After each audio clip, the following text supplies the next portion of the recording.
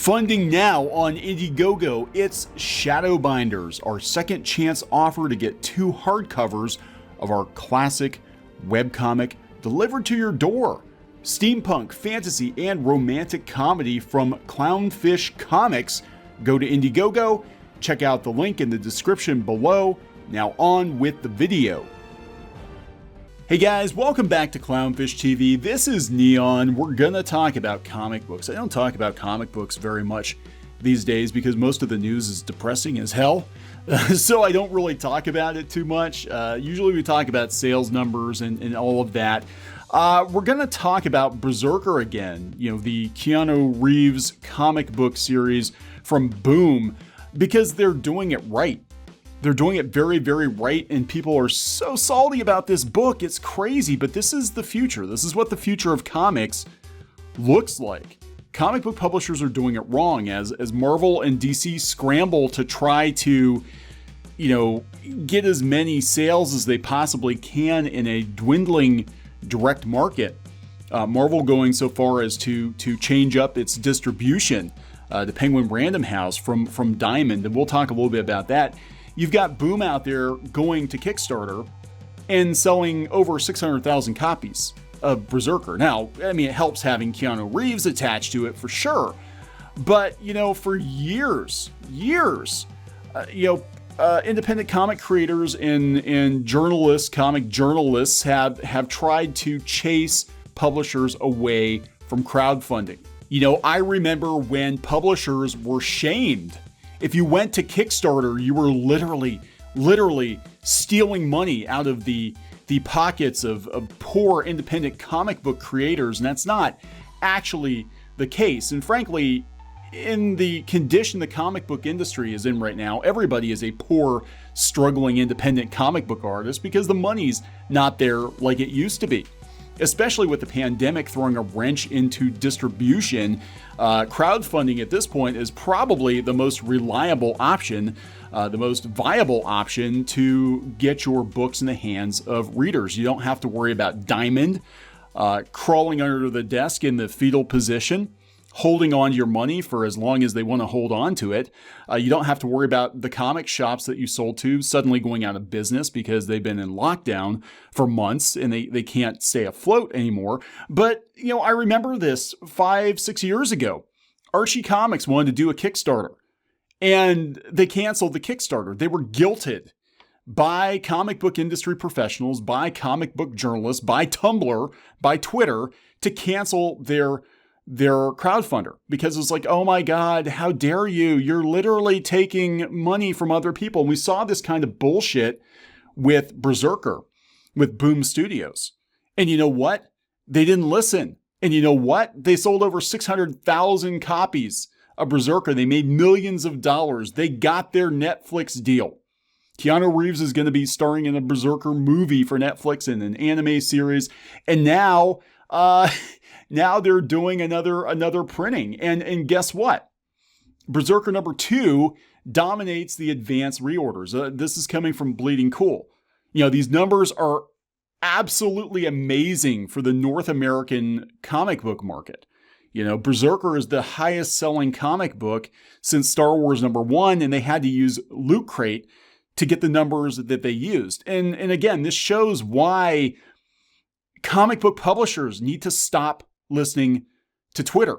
They need to stop listening to a lot of comic book journalists who are, basically just echoing what Twitter is saying, what these independent comics creators are saying. You need to focus on the business of making comics. And if you focus on the business side of making comics, guess what? You'll do really, really well. Boom has not listened to Twitter, and it's benefited them greatly. Look at other publishers that are listening to Twitter to their own detriment. They're chasing Twitter clout and their sales are abysmal. And, they don't want to rock the boat. Sometimes you got to rock the fucking boat. You got to do it, just to survive. If Boom, listened to Twitter, they'd be in the same condition like Aftershock and Oni Press and all those smaller publishers are in right now, where they're just kind of, existing, I think, and they're trying to do some new stuff, but they're just kind of existing. And This is Darwinism, man. This is Darwinism. You don't listen to people who don't have your business's best interest in mind. And I don't know how much clearer it can be made that you need to stop listening to Twitter. You need to stop listening to the opinions of people who are poor. When it comes to making money. I mean, look, this is a harsh reality, but I learned a long time ago that I never take advice from people who aren't where I want to be. You would not take business advice from someone who's filed for bankruptcy multiple times, whose credit is atrocious. Why would you take financial advice from them? Why would you take health advice from somebody who is in very, very poor health? Side story, when I was a kid, my family doctor, when I was a little kid, I was kind of chubby, and my family doctor used to get on me about my weight when he himself was like 350 pounds.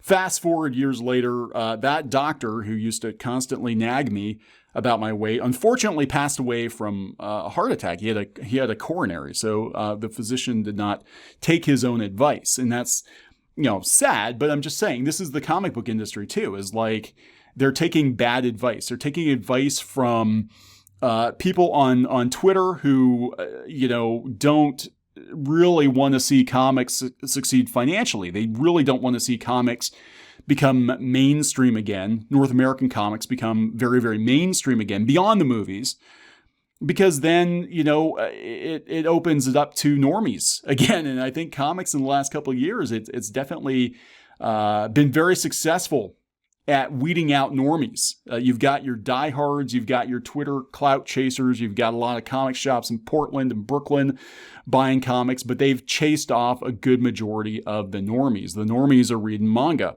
or playing video games or doing something else. But clearly a lot of people are buying this Keanu Reeves comic book who don't normally read comics, because 600,000 copies is pretty damn good. It's pretty good. Don't listen to them like Archie.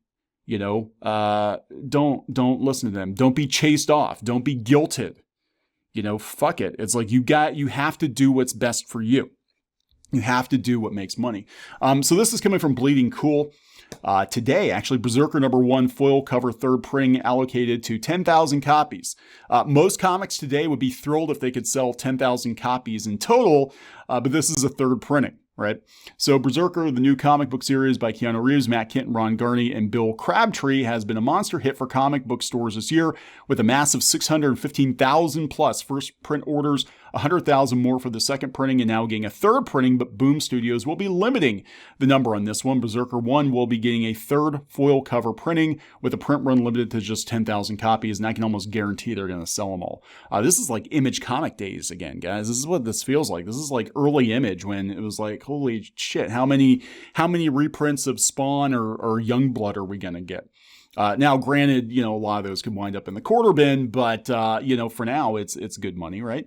Going to FOC this weekend. It will be in stores on April the 28th. Berserker 2's first printing will be published on the same day. So yeah, this is really, and it's not just because of Keanu Reeves. I mean, that certainly helps, but it was just a combination of things. I think, people being hungry for, what they want to see in comics. This comic seems apolitical. It just seems like it's an action comic. You've got Keanu Reeves, who is pretty much a universally loved celebrity, and you've got Boom Studios growing a pair of brass balls and telling Twitter to go screw itself while it goes out to crowdfunding, and they're successful. And what's going to happen? Because they were successful, other companies might look at this too. There could come a time when Marvel and DC do their own crowdfunding campaigns, or they could do, look, Hasbro's doing it. Hasbro does it with toys.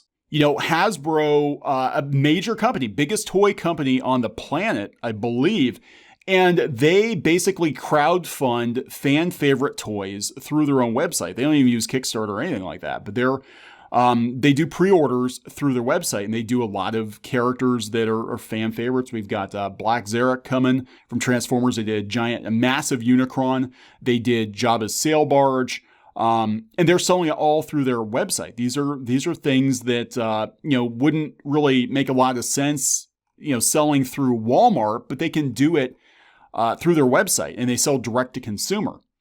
There could come a time, realistically, when Marvel and DC are like, you know what, let's do that too. Berserker made millions of dollars, and it was Boom Studios. Can you imagine if Marvel or DC got over it, got over the potential guilt that would be thrown in their direction? If they were not Archie Comics and they said, you know what, screw you guys, we got to make money. Disney wants us to make money. Warner wants us to make money. We got to make money. Let's sell direct to the fans. Now, DC's doing that thing right now where they're asking what fans want to see. I'm like, don't do the March Madness thing. That's stupid. Put some projects out there and crowdfund them. That's how dollars, not upvotes, dollars. And that's how you'll see what people actually freaking want. Don't listen to Twitter. This is a perfect example of why you shouldn't. Now, Marvel, again, they're being forced to change it up. They're going to Penguin Random House because, Steve Geppi dropped the ball. Diamond dropped the ball during the pandemic. They basically shut down the entire comic book industry with them. Comics Beat has a story up about that, how the Marvel Penguin Random House deal could change the industry. And you come down here, and this is what's scary. Hey, McDonald said, in talking to folks, the one thing I keep hearing from people who are worried about Penguin Random House is that Diamond was the banker for the industry. If a shop was late on payments, Diamond worked it out with them.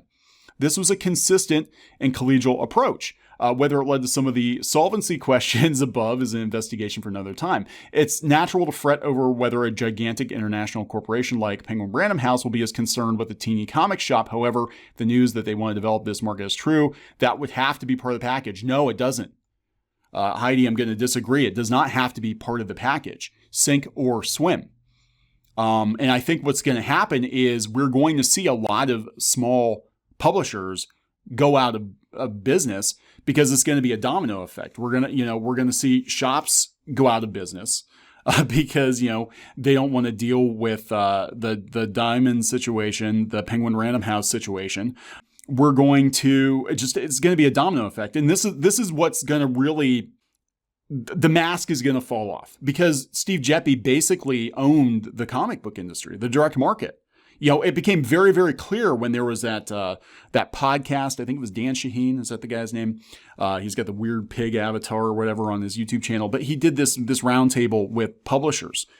And, they were basically all answering to Steve Geppi. Steve Geppi held the purse strings. Steve Geppi controlled all the distribution. Steve Geppi is basically like the mob boss of the direct market. And you were a franchisee. Even if you were your own publisher, you were producing content for Diamond to distribute to comic shops, which ordered almost exclusively from them like a franchisee.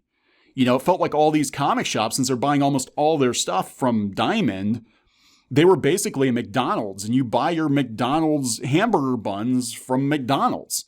Even though you own your own business, you can't function without corporate or you become McDowell's, and that's a huge mess. But no, you see what I'm saying? Like Steve Geppi is the direct market and you're going to have comic shops go out of business. They're not going to be able to handle ordering, I don't think, from other retailers or from other distribution places. They're not going to be floated loans, and it's going to be sink or swim. And so what's going to happen, again, my opinion, what's going to happen is you're going to see more of this. You're going to see more publishers being like, well, let's just rip the Band-Aid off. We can't depend on the comic shops. We can't depend on Diamond. We really technically don't need them. We technically don't need to send our comics to a third party when we can just mail them to customers directly. And clearly there's a demand and we get to keep a lot more of that money because you're selling it for cover price. Diamond takes a cut and the comic shop takes a cut. So you can actually make more money on fewer copies. Case in point, I'm going to use this as one last call to pimp our own project. This is Shadowbinders. We've talked about this before. This is our webcomic. We printed graphic novels in the past for it. We decided to do an Indiegogo campaign. Never used Indiegogo before. We did Kickstarter before. Decided to do an Indiegogo campaign to unload surplus books to see if people would actually buy comics from us again, to see if we actually could restart the series because, we actually have a financial, incentive to do so. It was very hard to do webcomics because webcomics don't pay squat. You're depending on ad revenue and tip jars and all that. It just doesn't work. It's like being a Subway musician, right? You'd rather get paid for your work than to sit there and play. I mean, some people enjoy it, but you're playing for change, and that's kind of what happened with webcomics. So we put this campaign up to sell direct to consumer. And other than promoting it on our YouTube channel, we haven't really done a lot with it. We did like one interview because they came to us. I think it was on Bleeding Fool, but we haven't promoted it. We just advertised it on our YouTube channel, and you guys have been incredible. We're at almost $75,000. 10,000 backers. Now they're 2 packs of books, right? But we're selling the books for cover price. They're $25 hardcovers, and you're getting a 2-pack. It's like $60 shipped. So that includes the shipping and the packing materials and all that. We get to keep all that. If we sold our books through Diamond, we wouldn't get to keep all that, So out of this money, it only took us selling like 2,000 books to come up to this dollar amount. Most of that we get to keep. Now, we're not actually keeping it because you guys ordered so many books. We have another print run coming. We had to go back and do a second printing because we never expected to sell 1,000 2-packs of books. I mean, that's literally all we're selling. Like, we're literally just selling books. We're not doing a bunch of extra stuff. This was just us trying to get rid of inventory to see if there was still a market for our webcomic. And it's been pretty phenomenal. So more publishers are going to look at this because they're going to be like, we can actually sell fewer books direct to consumer and pocket more money and get to stay in business and get to make more stuff. Now we do offer a retailer tier, and we knock some money off for retailers. But we're not dependent on that. And a lot of people are going this route. Alternative's going this route. I watched a live stream that Peter Samedi did the other day, and he said they've only got 25 shops or something that order from them, but they're doing really well without Diamond. They're going direct to consumer. And I guarantee you at some point, other comic book publishers are going to look at this and be like, yeah, why are we dependent on Diamond? Why are we dependent on comic shops? I mean, it sucks to be a comic shop owner. I definitely, feel you there. But, if you want to stay in business, you got to stop listening to people who don't want you to be financially successful because they feel bad. It makes them feel bad when you're financially successful. You got to do what you got to do for your own business. That is capitalism 101, but we know a lot of these people don't really like capitalism very much. So, of course, they're going to tell you to do things that are counterintuitive for your business. But I think more publishers, or at least the publishers that will stay in business, are going to wise up and know. Nobody has to float loans to comic shops. If you can't make it work, if you can't figure it out yourself, this is the reality. The new reality is, you're not going to have Big Papa G to bail you out. You're going to have to figure out how to make your shop profitable. That means you're going to have to stock stuff that's profitable. That means you're going to have to, really hone in on what your consumers want, and you're going to have to be smarter about where you secure your inventory. That means you'll probably have to deal with different people. And if it, comes down to it, and a lot of publishers just start using the crowdfunding or pre-order model, you might have to place orders with a whole bunch of different publishers. It's possible. It could be that you want Image Comics, you got to buy direct from Image Comics, and then maybe another publisher uses this distributor over here, and this one uses that distributor, et cetera, et cetera. For the longest time, again, Diamond felt like the McDonald's of comics. It was Steve Geppi was at the top, and all the publishers were producing content for Steve Geppi to distribute to his franchisees, which were the comic shops, and they just placed an order for stuff through Steve Geppi, and that's over. Now everybody's going to have to run their business like an actual business, like every other industry is run, and then comics has not been run like a real business for a very, very long time. So it's going to be really interesting to see what happens. Things are going to change. Some people are not going to make the cut. New people are going to come in. This is evolution. This is how things work. This is how business works. And the pandemic just kind of sped up the inevitable, guys. But the future looks more like BRZRKR, for sure. I'm going to wrap it up. Please subscribe for more pop culture news, views, and rants, and we'll talk later.